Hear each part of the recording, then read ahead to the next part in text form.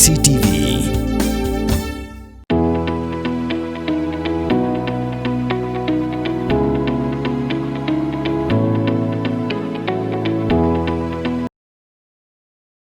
Ka Israel kala bertenteng ke Iran belada ke penwit kan nyandak bateng daka bor ke Iran kampat jui menuru.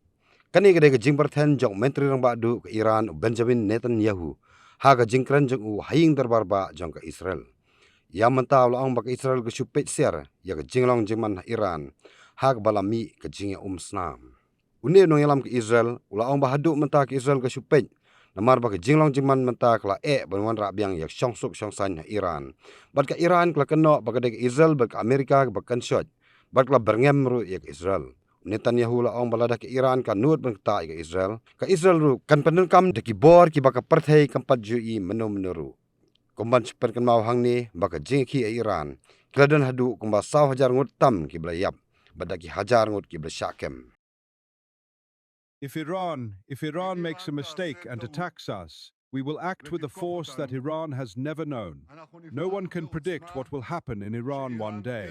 But one thing is clear. Whatever happens, Iran will not return to what it was.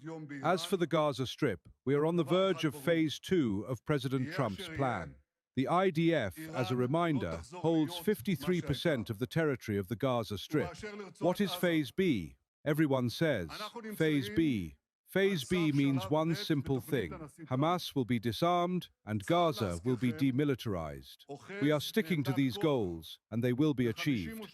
They will be achieved as President Trump said, and I also said, either the easy way or the hard way.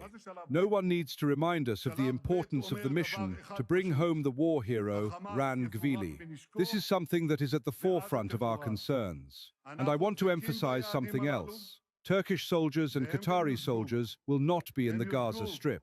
We have a certain debate. We have a certain debate with our friend in the US about the composition of the Advisory Council.